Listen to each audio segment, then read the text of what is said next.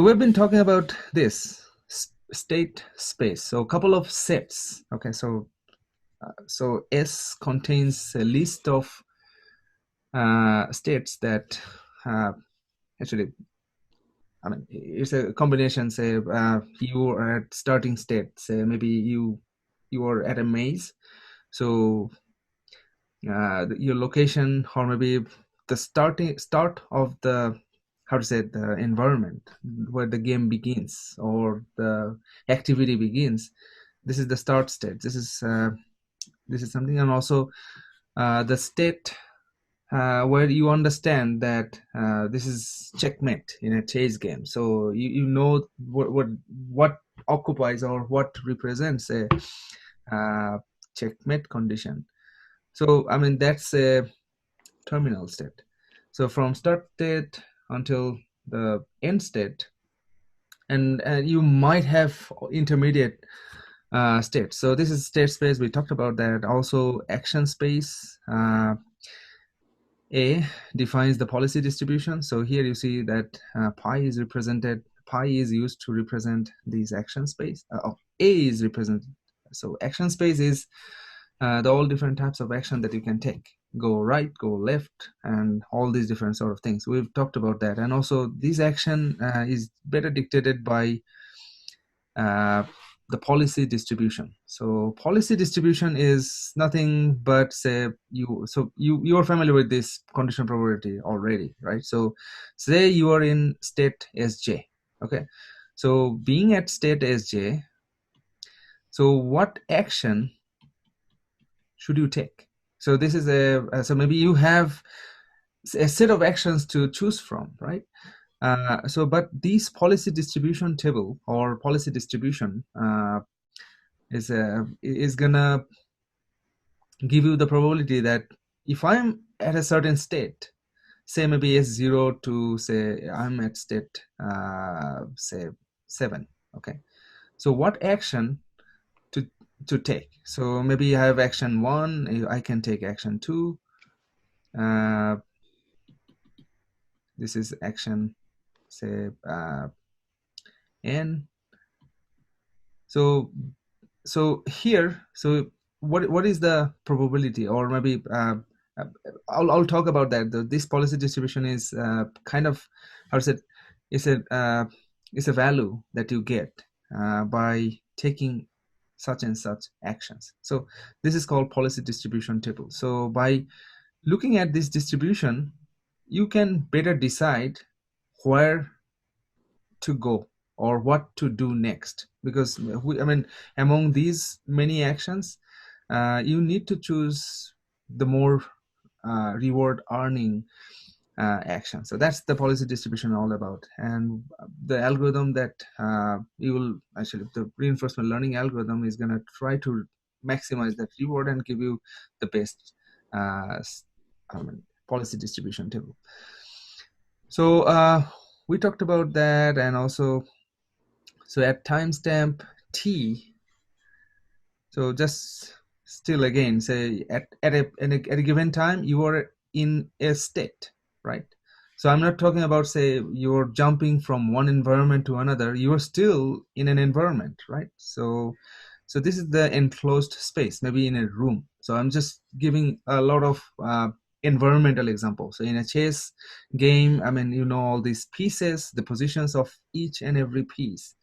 In an image based scenarios, and maybe if you're designing a robot or something, so all these images, the sensor data, I mean, of the environment, their position, and in each and everything are states. So you are at a certain state. So, and the state changes when you do something. I mean, so when the agent does some action, so any action that it does, it changes the state. So that time step is gonna increment. So, and also agent takes action based on the policy distribution. We already talked about that. Then the environment transition to a new state, right? So whenever you perform an action from the set of actions, the environment, I mean, the state changes. to st plus 1. And using the state transition probability distribution, I mean, definitely using the state transition, we've already talked about that. This is, say you are at state st, you take an action, you move to st plus 1 with this probability. And also the agent receives the reward. So once it moves to the next state, so from st to st plus 1, using this probability distribution, transition probability, it collects reward. And I mean, although reward sounds always positive, but anyway, so since this is a constant number, actually, we only maintain a single value. Positive value for reward, negative value for the reward value, reward variable is a penalty. 0 means actually doesn't matter. I mean, no rewards will be added. But anyway, still better than having a negative value for a reward. Future rewards, we already talked about this discount factor, right? So myopic view or maybe far-sighted view, we already talked about that. This is a gamma parameter, requires you to calculate this, right? I mean, RT, which is the collection, total of all the rewards that you might earn being at state st. I'm not talking about past, but say I'm at a certain state. I've already sum balance in terms of the reward. Now, looking back, looking forward, how many or how much reward that I will get. So this is the RT. And this is something I should have mentioned earlier. So this is called horizon. H, this is another term to you. H is the number of time steps needed to complete the episode. I mean, this is also another term I've already mentioned before. So you know about S0 and you know about ST. So you should have a method to know or understand or determine that you are at the start state. Okay, so that means at the beginning of the game. And again from the chess game example. So you are at the beginning of the game. You know the condition of the states, all the pieces and their positions and everything else. And ST is, you need to understand actually when the game ends, right? I mean, so maybe a checkmate condition or a draw condition, or, I mean, all these different terminal condition, you need to understand that this state is checkmate. I mean, you can't really go beyond checkmate, right? I mean, otherwise throwing the chess out, or I mean, I'm not going there. But anyway, so from state 0, which is the initial state, to the terminal state, how many time steps were needed? I mean, and the time steps means how many actions that the agent needs to do to go from S0 to ST.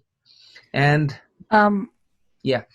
So Professor, these time steps needed for going from S0 to ST, is it the minimum number of time steps needed? No. So this is actually part of learning. So say, for example, you at the beginning, I mean, we don't know actually. I mean, the agent doesn't know anything. I mean, he needs to roam around. I mean, so jumping from one state to the other, following the policy actually. But at the beginning, maybe from S0 to ST, it might take a lot of time, or maybe since I'm talking about very dumb agent at the beginning, he might be beaten so easily. I mean, he might get into trouble so quickly. So I'm talking about, say, the reinforcement learning agent is going to learn through episodes. I mean, playing a lot of games. And by a lot of games, I mean, say hundreds of thousands of the games. And a game, I'm talking about this rally. So a game can be characterized by two things. One is the episode, which is the list of states that you avail. I mean, so it's I'm going to talk about that. Say, what are the actions? Say, maybe you start from S0, you take such action, and then you go to S1 or S2 or S3, and so this is a list of, I'm talking about, say, trajectory. So this defines episode, and the length, number of time steps, it's called the horizon. The window. The window length of that episode is a horizon, and this is just an example. Uh, so this is just an example game, right? You need to play. The reinforcement learning agent is gonna learn. From a game, it's quite difficult, right? Say for example, again, bringing back to supervised learning example, that a supervised learner is going to learn from experiences, right? From the data set that you provide. And the data set doesn't need to be just one data set. One sample of a cat or dog classification example again. It needs to learn or see lots of cat image, lots of dog image, right? So similar analogy here, since we're not providing any data to the agent needs to learn by playing lots of games. And a game is defined by episode and of certain horizon. So it needs to play a lot of games, lots of episodes, and the more that it plays, it's gonna understand that, yeah, maybe the previous move was really dumb, stupid. Yeah. Maybe it will understand that way. So it will grow and it will memorize. Not a memorized thing. It will put these information into a table, which is the policy distribution table, and maybe on the way we'll see the Q table. Yeah. So that next time, say maybe say after playing 1,000 or 10,000 games or 10,000 episodes, maybe the 10,000 first episode is going to be better because it has already accumulated a lot of knowledge by roaming around all these different states and actions.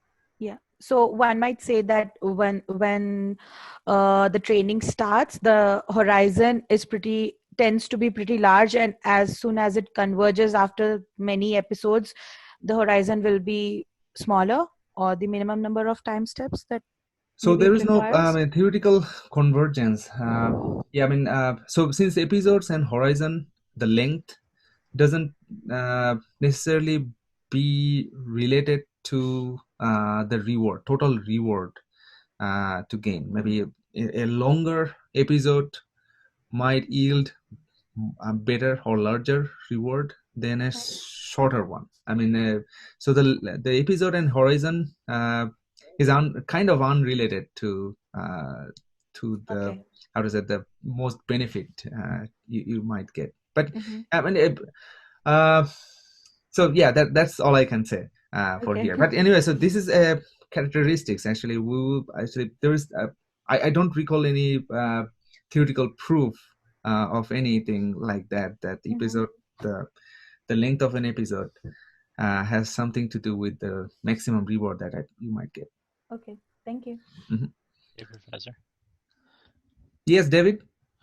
So with the deep racer, is the start state and terminal state the same if you have like a race setup where you have a lap? Yeah. So yes. So that's so from S0 you need to first move, and then if you come back to S0, then you that's your episode. Okay. Good. And what David mentioned, actually, in terms of deep racer, yes, if it is a lap kind of thing, yeah, you have to. So the start state is equals to the end state. So we've already talked about the scalar reward value. This is just an example, positive value for reward. This is just an example. You can change these kind of value, and this is actually defines the reward function. This is kind of an example here. Actually, I should have shown you that slide. Say, for example, this is a reinforcement learning agent. He wants to hold the can. Probably this is some drink he wants to, or maybe fuel for the agent to move or something, right? So it needs to do some action to grab it, right, and refill its tank or something. So So the more, so, and also it has wheels. So a couple of actions is similar to the deep racer. It needs to do some action in a way so that it gets closer, so that so the action that will get it to close to the can are going to be rewarding. If it goes further away, you need to penalize that, right? So that's all this particular slide is about. So a reward, a positive reward doesn't necessarily be +1. I mean, this is just an example. If it gets closer to the can, if it gets further, definitely you need to penalize it. You can give it, say, more reward. Say, for example, if it gets, if it does an action to grab it or something, maybe it kind of gets it closer to the terminal state. So yeah, that's this is the foundation of how you see a reward function to be. I mean, the reward function is so necessary.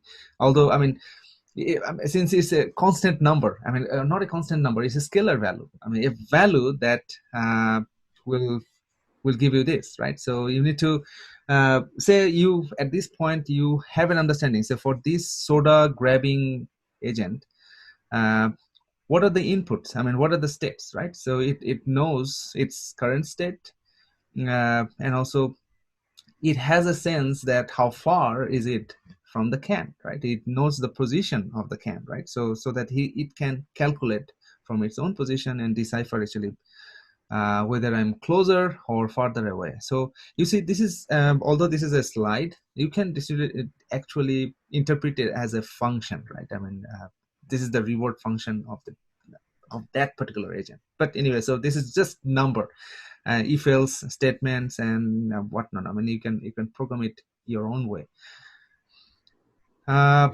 So here, the goal of the agent is to learn an optimal policy.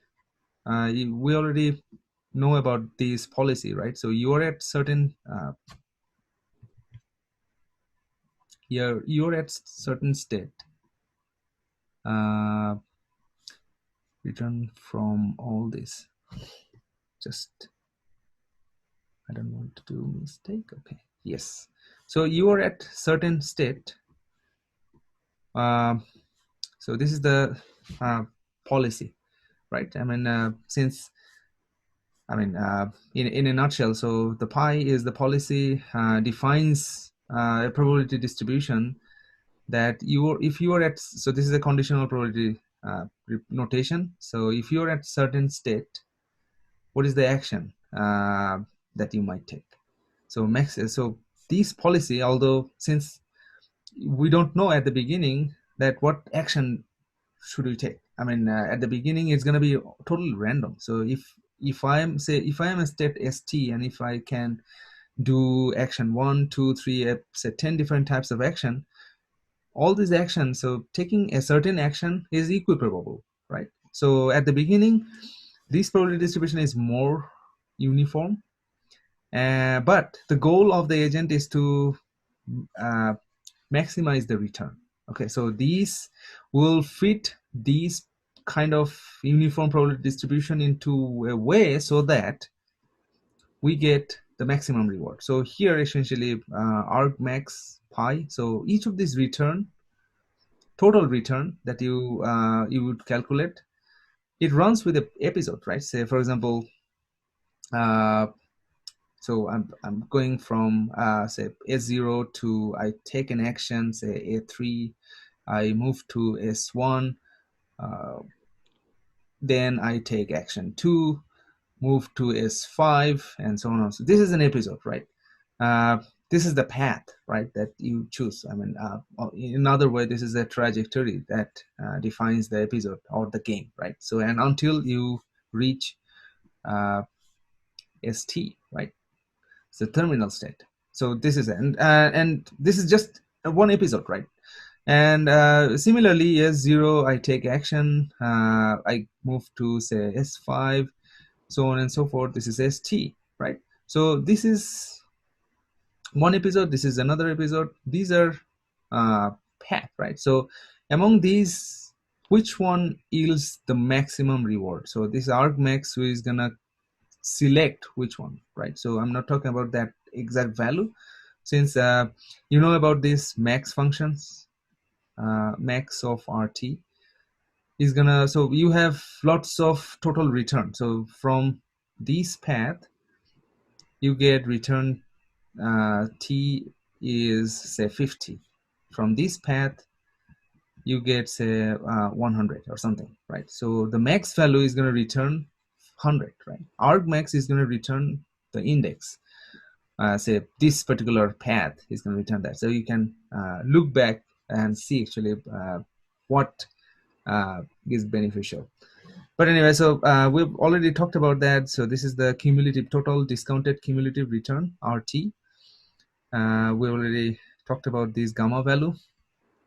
There's a couple of redundant slides. I mean, just to emphasize on the important things that you should remember, or I mean, get used to the fact that these are new terminology. But all over this, throughout this course, you'll be playing with these words and key terms and these expressions a lot. So the principles of reinforcement learning is this. Actually, I've talked about value function before. So you were at state ST. What is the value? And definitely we'll be look forward about that. So we formulated this. So this is just a notation. If you know the formula for RT, which is a discounted reward, is exactly equals to the, I mean, this is just a representation. Notational convenience is the value of being that particular state, ST, right?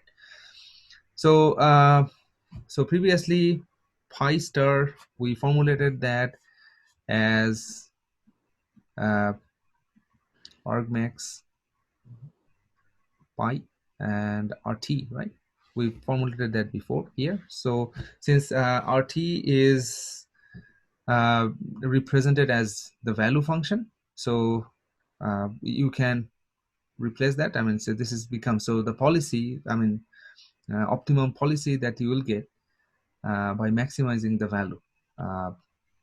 So the value function of the optimal policy is this, I mean, V star, I mean, just a representation. And most of the optimization courses or literature, you will find is that so whenever you see this star thing, it means this is the optimum. I mean, optimum being the maximum reward that you might get.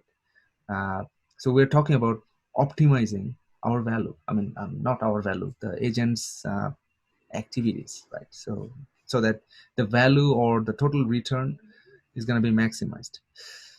And we've already talked about this. This is a trajectory. So S0 up until, so you see that this is kind of an state, action, reward, state, right? So this is kind of a tuple way representation. S0, A0. So you are at S0, you take an action A0, and once you do an action, you collect the reward, then you move to S1.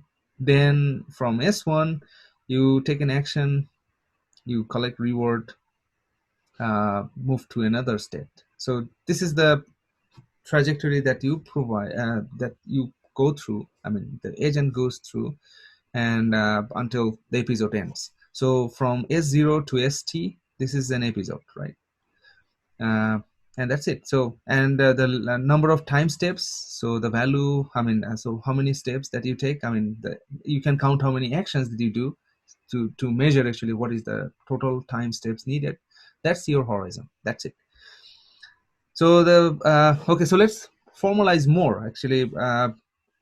We started with this. So the optimum policy distribution is, we've talked about this argmax pi RT, right? We replace that with,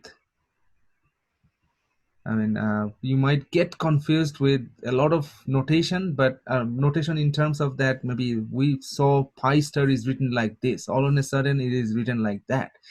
But anyway, so this is just notational convenience. Actually, it's gonna help you code better, easier.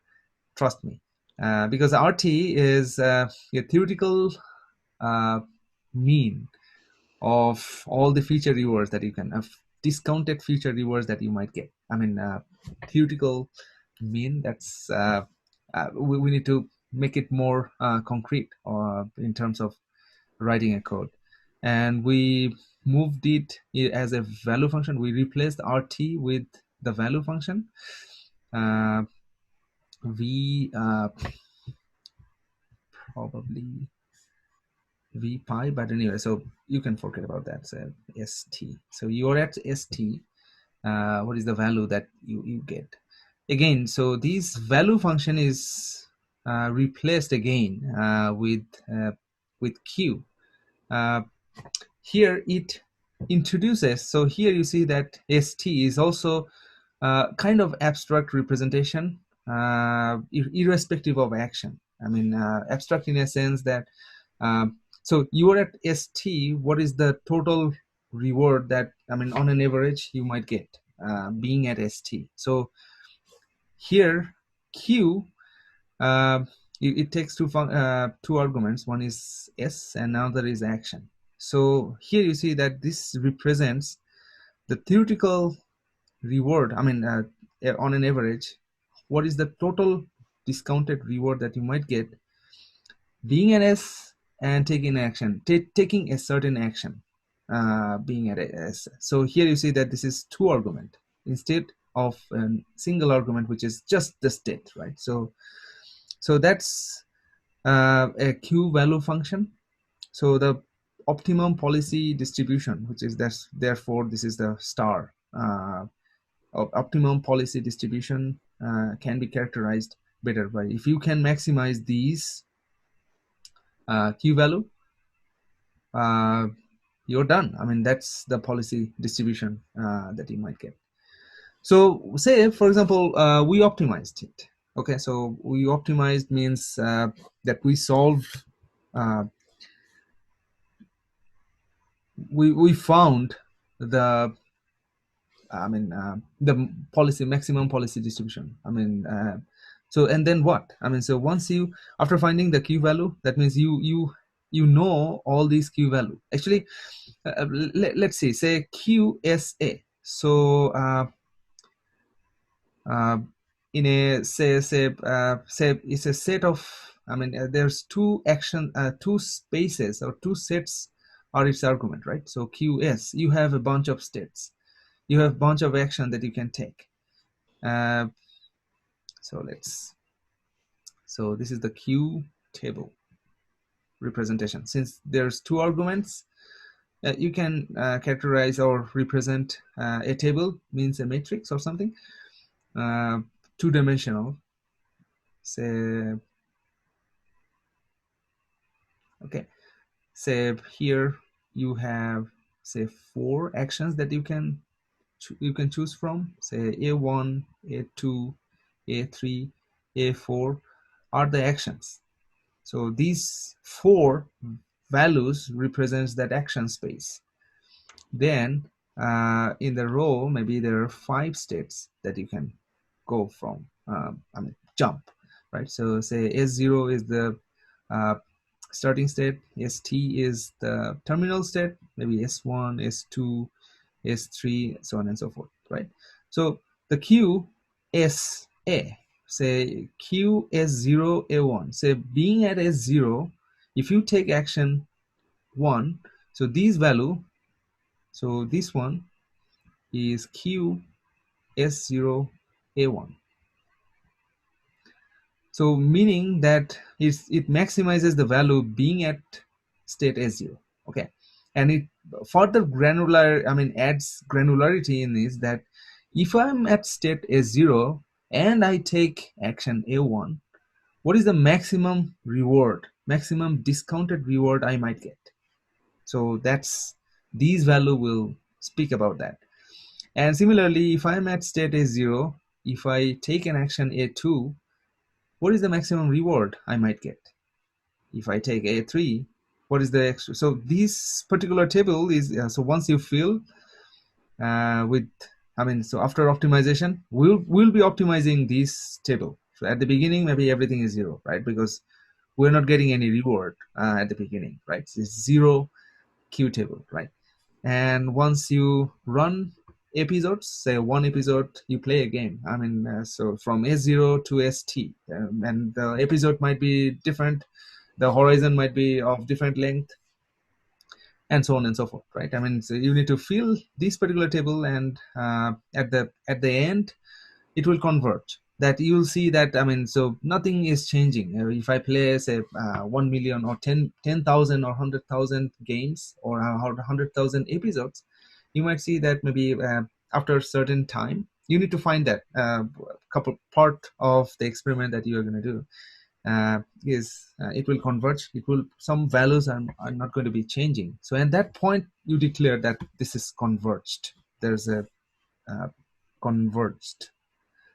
If you are unfamiliar with this word, say you run a for loop or something. So, but if nothing of these value are changing, or changed by very, very small, tiny, you can declare that, or say this is a cutoff that we conversed or reached the optimum condition, right? So at that point, you stop and then declare, and you can immediately use that Q table. And by looking at that Q table, you can actually this is the, how to say it, the personality. So this defines the agent. So every time, so after, say, maybe 100,000 episodes, this Q table is formed. Then what? Then the agent can play using, or agent can move by consulting this table, which is stored in its memory, right? So how? Say maybe at S0, it sees that by looking at these candidate actions, it will perform the certain action which maximizes. So among these 4 numbers, it will choose only the action which is maximum, right? So maybe this is 5, this is 10, say this is 15, and this is -5 or something, right? So by looking at this, so it's so easy. It needs to first sense which state he is in, right? And it has all these mechanisms and to understand actually which particular state you are in, and then you just look into the maximum value, and that maximum value is 15. I might get 15 reward if I do A3, right? So that's it. So the maximum value, by looking at the max of this particular row, right? And also you can see actually, you can interpret. So by trace back, you can see actually what are the 15. You can store the parents, and you can trace back actually what are the steps that you might want to take. But anyway, so it's so easy by consulting this maybe. So yeah, so this is the Q table actually. So remember the Bellman equation, splitting the original problem into smaller subproblem. He utilized dynamic programming. So this is it. Say you want to calculate this guy, right? So QSA, right? In order to calculate that, we need a simplified solution, because exhaustively looking for S0 and SA1, how many, what is the maximum theoretical return that you might get? Is exhaustive, exponential? We talked about that before. But here, using the Bellman equation, which is, so say you want to solve QSA, right? So you are at state S, and you take an action A. He split these into 2 parts, right? So one is the immediate return, being at certain state, plus the gamma, which is the discount, and you select the maximum of any successor action, right? So you can say, you can take, so S prime is a successor, which is the next step, right? And next action is A prime, right? So So maybe say from S, there are say 5 different states that you can go, and also from A, I mean, you can select any of these 4 different actions, say A1, A2, A3, and A4, right? So say this is S0, S1, S2, say ST.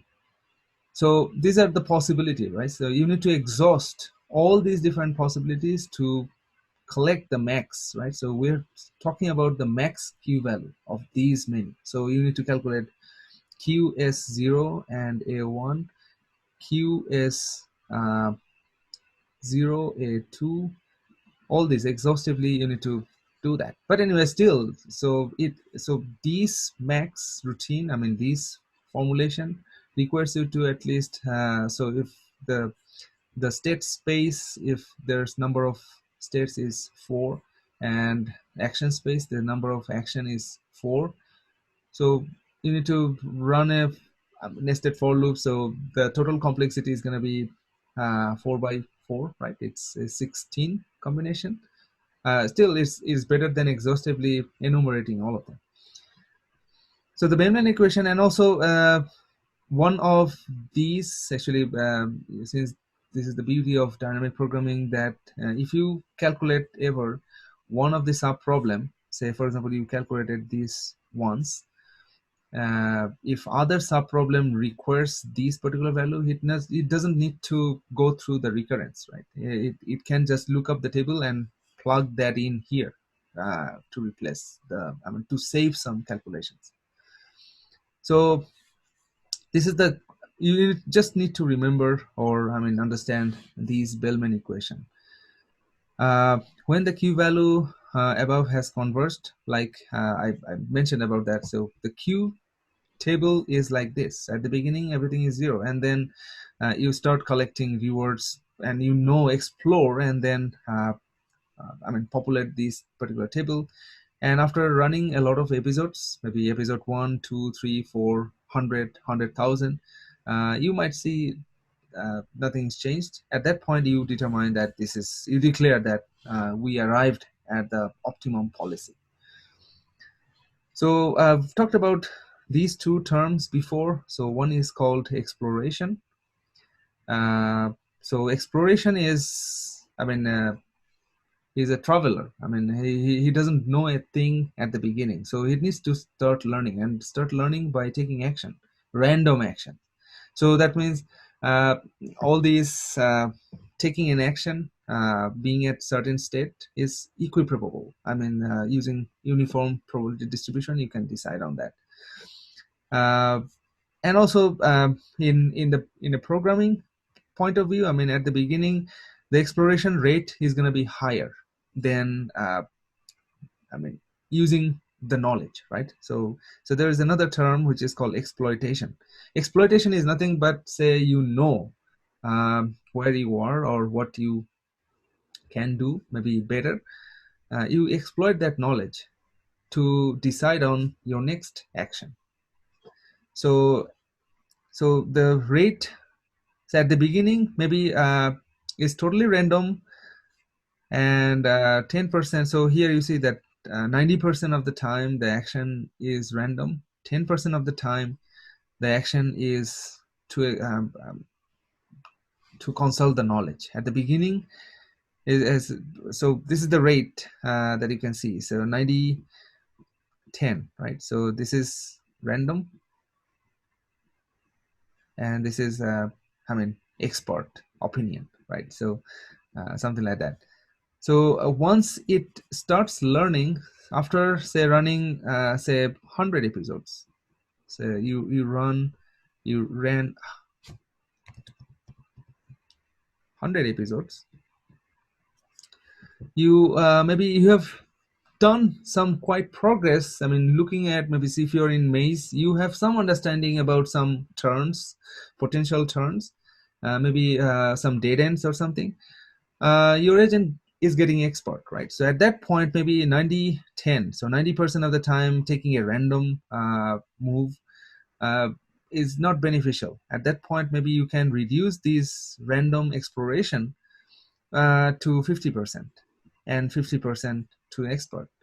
Maybe after running say 1K episodes, maybe you can go to say 10% of the time you make a random move, 90% to an expert exploitation, something. So this is the value that dictates. So at the beginning, so this is an adaptable how to say learning mechanism, because you don't want your agent to make random guess all the time. I mean, so if it is all making random actions, so what is the point of learning, right? I mean, if every time it does a coin toss, and if it is head, then it goes left, or if it is tail, it goes right. So we don't need a model reinforcement learning agent to do that.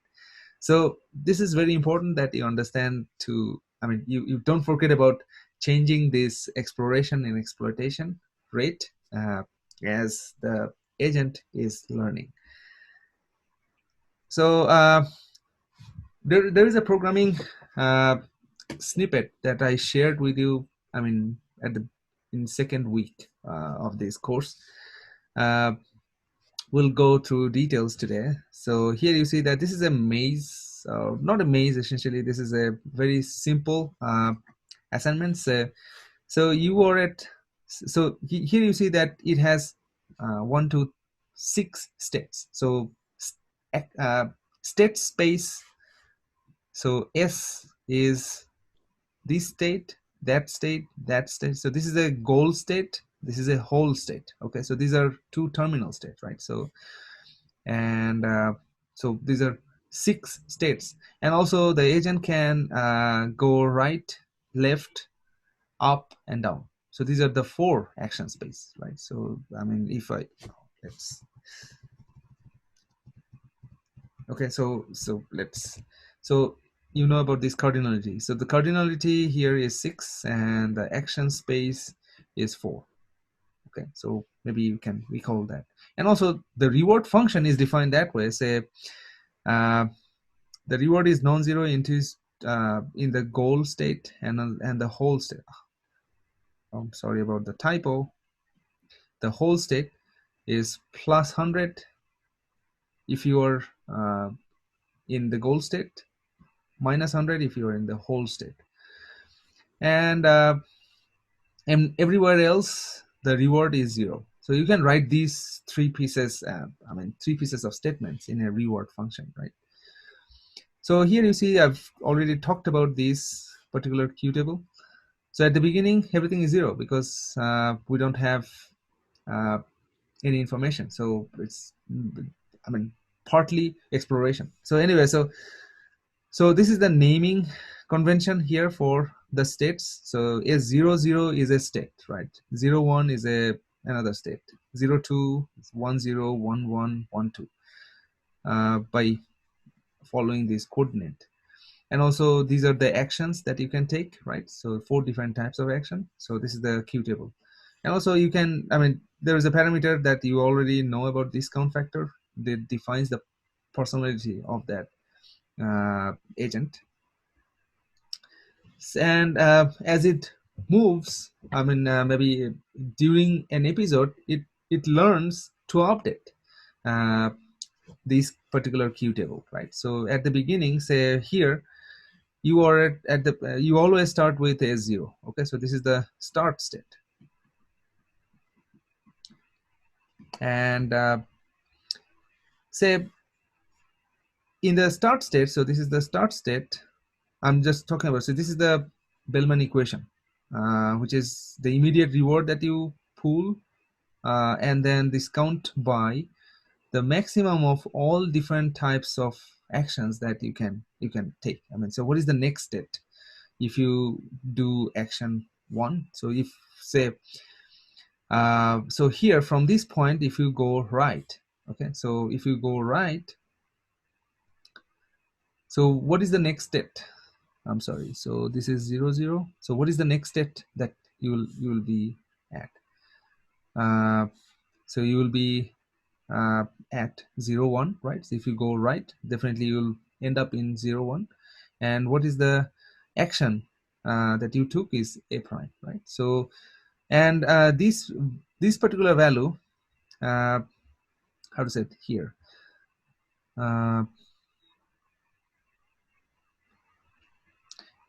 okay, so from this state, so from a 0 0, so what are the possible states that you can go? So you can go, I mean, possible actions that you can take is go left, go right, go down, go right, and go up, right? So here you see that based on the existing knowledge, all these values are 0, right? So there's nothing to choose from, right? So the maximum of taking all these action is 0 times the discount factor, and if you're at state S0, I mean, there is no immediate reward that you are getting. So anyway, so the value turns out to be 0, so not beneficial. But anyway, so you need to complete that episode. So you take a random action which was going right, and that's it, right? So now again, take another random action which is going down, right? So right now, so after going right, so remember that episode, I mean, the trajectory that you are at state is 0, I mean, then you go right, you collect the reward, and then move to the next state, which is S01, right? Now you are at S01, I mean, so you are at this point, then you are taking an action which is down, going down, right? So you need to consult with actually what are the, I mean, what are the possible I mean, actions that you can so what is the value that you might get?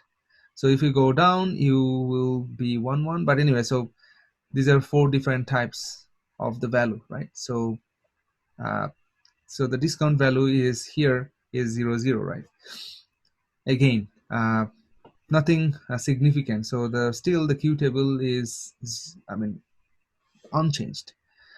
So now let's go right. So if you go down, definitely you will end up being 1 1. So from 1 1, if we go right, you will be in the whole state, right? So in that case, the immediate reward is 100. So this is collected, and still going right, being at a certain state, 1 2, because going right is gonna get you into 1 2, right? And in that 1 2, if you make any of these 4 moves, you're not getting any reward, right? Because this one is not updated yet.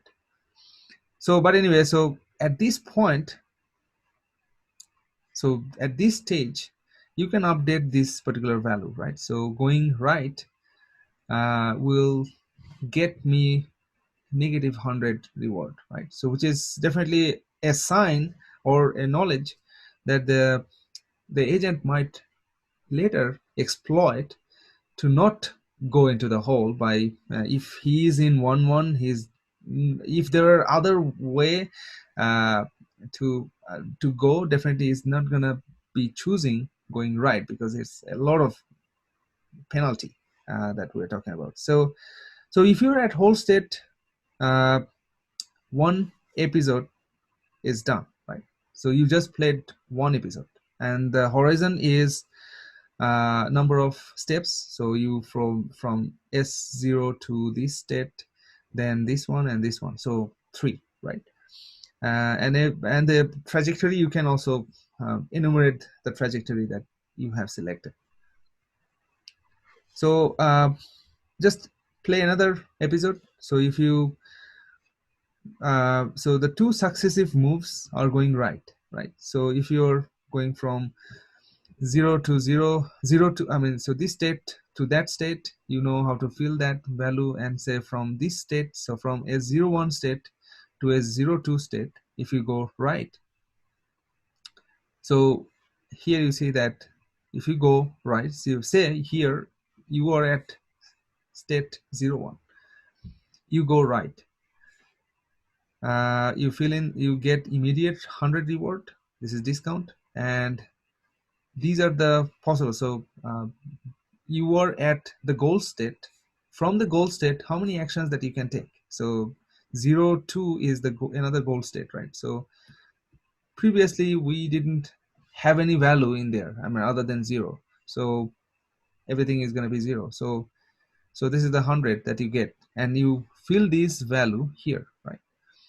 So you are at state 0, 1 and going right. So at this value, so 100. So it tells the agent, I mean, this is a knowledge, a piece of knowledge, that maybe if he is ever in 0, 1 state, and if he wants to find actually which is the best move among all these four different moves from the action space, it knows what to do, right? It will always select going right because it is more beneficial than the other.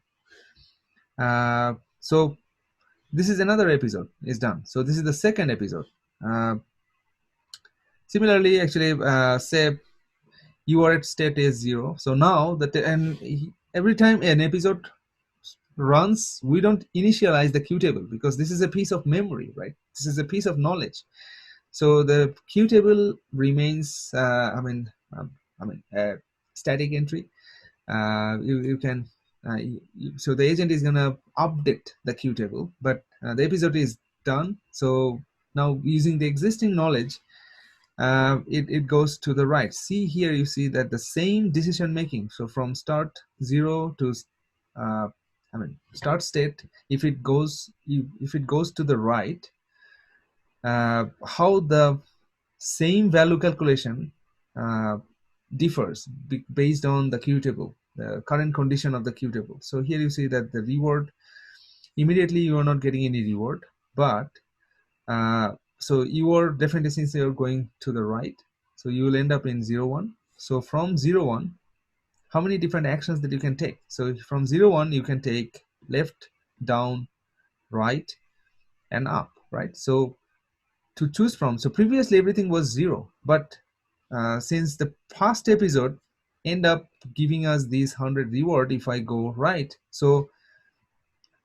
it is there, right? So now you see that you calculate this is 90, right? So you put this particular value here, 0, 0, and going right is more beneficial, right? So here you see that now if you're in start state, the agent knows more, right? So from the start state, it knows what to do, right? It needs to go to the right so that it ends up in 0, 1, so that it can go to the right and collect the, get into the goal state and collect the reward.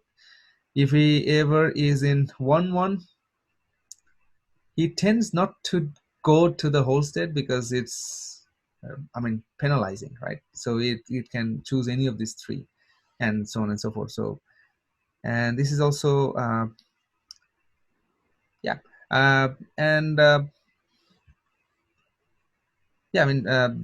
the same thing. So this is the Qlearning algorithm, and it works really well. In a way that you understand how this Bellman equation works. It's super easy, right? So if you are at, it works with, say, Q00 to the next action, right? So next state, and you need to find which action will provide or get it the maximum reward.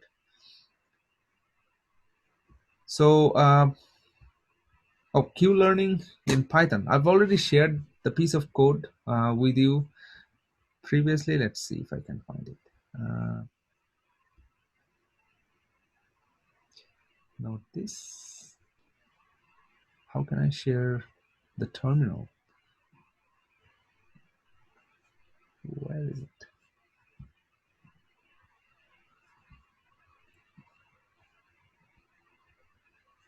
Okay, so this is the terminal, I believe. So you all can see the terminal, right? This is the code. This is the code that I shared with you. Although this was in Jupyter Notebook, I'll show the Jupyter Notebook piece in a bit. But and you can just convert that or export that Jupyter Notebook into a Python code, and you can just first activate the virtual environment. In my case, I did that. But anyway, so and just take a look at the Jupyter notebook to see actually what are the libraries that I imported, and if there is any library needed, install that using pip or conda, and then you just run it. I mean, using Python Qlearning.py. So this is episode 0. As you see that this is the start state. It tries to go up and up, and so this is the sequence it is happening. So step 0. So here you see that it ends in the goal state. So the episode 1, the Q table remains the same, and it is updating this particular value.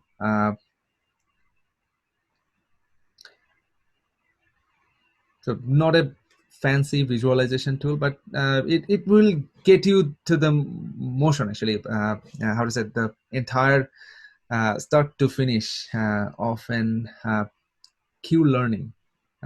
Very rudimentary, because we'll be learning about advanced visualization, and also how to say, advanced learning technique here in this course. So this is episode 6. Although I put a delay of some number. Let's stop the sharing.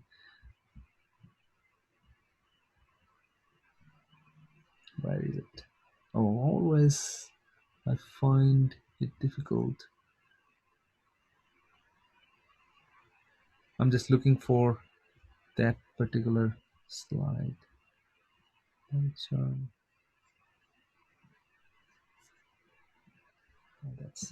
that space.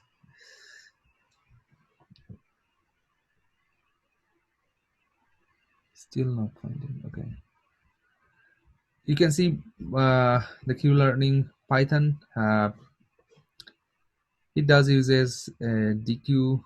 I mean, the collections is already there in Python built in, and you may want to install the NumPy library and nothing else. As you see here, actually, this is just a way to define the environment and also the functionality of the reinforcement learning agent. I will not go too detailed, but I believe that you should you will like going through, I mean, yourself a programming piece and get the idea. I mean, there's tons of different ways to implement the same thing. But anyway, so I want you to go through this set of code and to do actually the math. I mean, the update of the Bellman equation. So just this particular thing is actually defining the, how to say, the environment, and also it calls a bunch of functions to initialize the Q table. And since Q table is a member function of the class, I mean, it stays with it, and every episode it needs to retain the information which is learned in the previous episode. So it needs to be a member. But anyway, so the transition table, you know about that. Reward table, which is the Q table we're talking about. I'm sorry, this is the Q table that I'm talking about. This is the so reward table is essentially say every state does have a reward associated with it, right? We already talked about, so being at a certain state will get you points, right? So maybe in this particular environment scenario, being at the goal state, it will give you 100 reward. Being at the whole state, it will give you negative 100, and anywhere else the reward is 0. I believe the reward table is gonna define that here. You see that just so here you see that this is the goal state and this is the whole state. Okay. Just a different notation, but anyway, so still the concept is the same. I'm not teaching you any other different things what I demonstrated so far. Once again, I mean, and also there's a function called reset. It will end an episode, right? So you start exploring, taking action, going to states, and then once you are at goal state or the whole state, which are defined as the terminal state, you need to move your agent to the start state to begin, right? So this is the reset function does that. And also you see that in a reinforcement learning learning platform, agent needs to know actually the status, right? Whether he is in goal state or whole state, it needs to understand that. So this is a function to tell it actually whether he is in the goal or whole or something. So, or the win state or something. This is the reward table. We already talked about that. And so, yes. Yeah. So, Professor, I've seen that you are using epsilon to an epsilon variable to use whether you're doing exploration or exploitation. So Yeah. is that something that you have utilized on your own in your code, or is it something that we have to use when we are using Qlearning? So this is very important. Thank you for asking me this question. Yeah, it's very important that you maintain that exploration. I'm gonna talk about that in this particular code, but exploration and exploitation, it can also be defined and characterized or in a variable. Here in this particular piece of code, you'll find it in an epsilon variable. So the more exploration actually, at the beginning you will increment or make the exploration rate more than exploitation, because at the beginning, the Q values are zero everywhere, right? So this is very important that you change your exploration rate, decrease your exploration rate. So at the beginning maybe it's 100% exploration, maybe after a couple of episodes you reduce the exploration rate. And if you reduce exploration, definitely you can it means that you say you take 80% exploration, it is automatically meaning that 20% of the time you will be consulting your the Q table to take an action. And So, if yes. So so does it depend on us or on the programmer, like how we are doing that 80% and 20% exploration stuff? Like we can have alternate steps as exploration and exploitation, or we can have first 8 steps or first whatever steps as exploration and then do exploitation, something So like that. there are some, that's actually there are some method how to adopt or Mm-hmm. adjust Okay. that particular threshold. Mm-hmm. This particular piece of code that I shared with you, it does actually very simple and rudimentary way to change. I totally. So here you see that.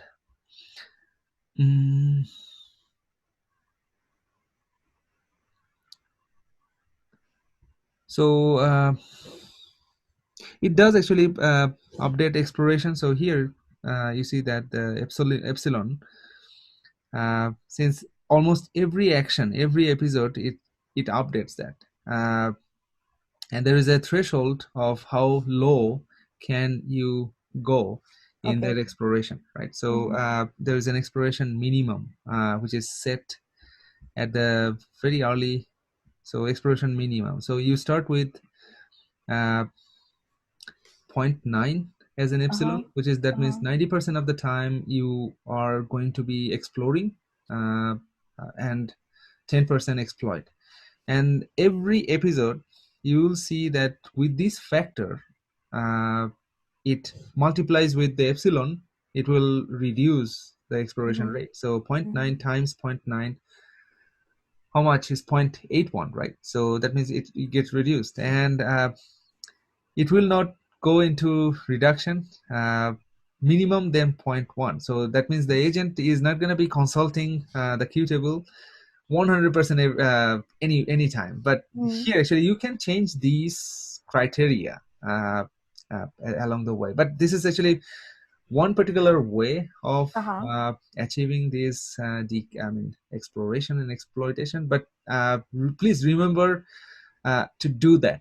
Otherwise, if it is always 0.9, you know that the reagent is not going to be learning any better because because of this, right? It needs to rely on its knowledge, right? It's learning over the period of time. So remember to do that. Okay. Yeah.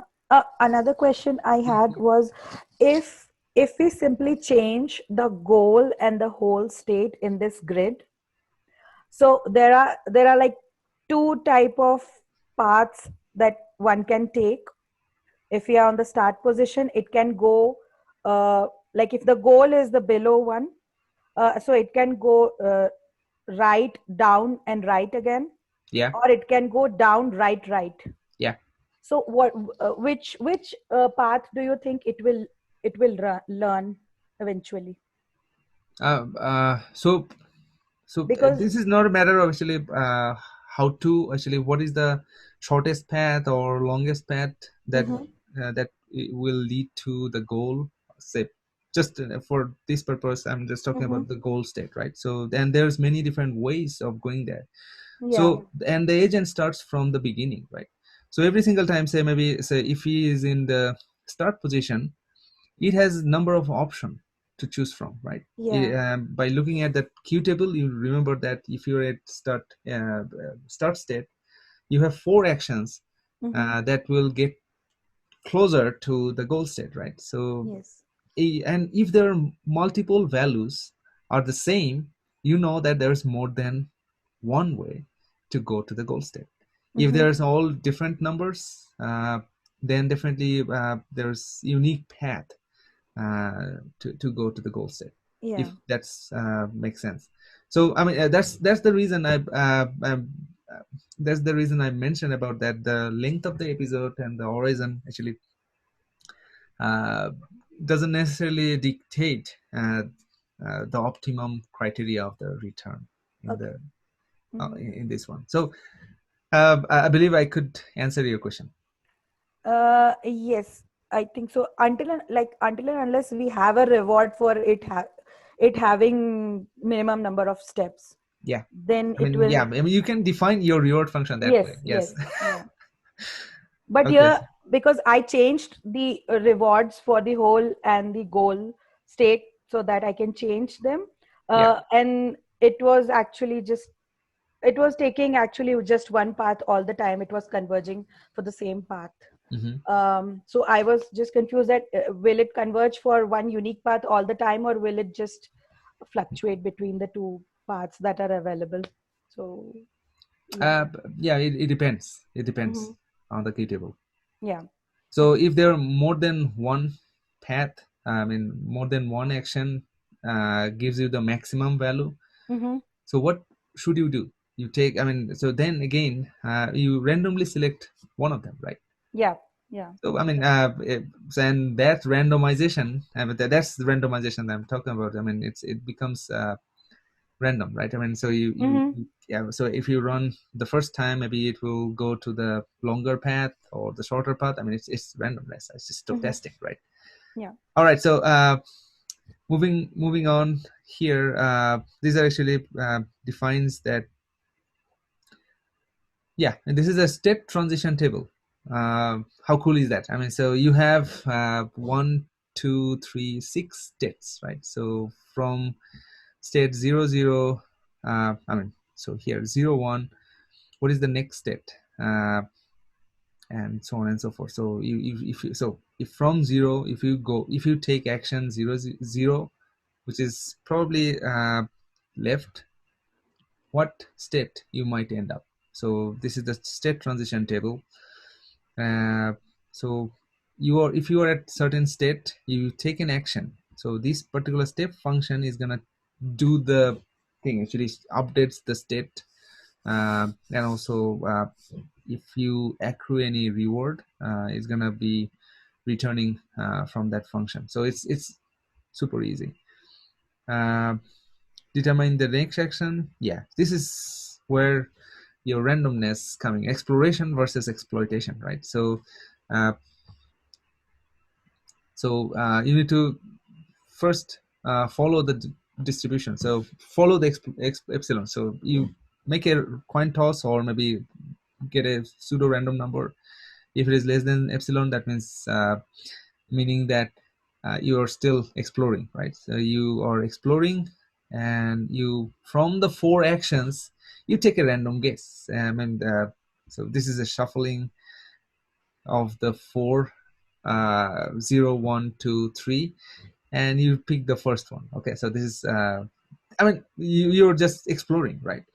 If it is if this is not exploration, you are exploiting, right? So then you return the Q table, appropriate Q table value, because now you're returning actually an informed decision, right? So that's the thing. And every time, so this is the Bellman equation, right? So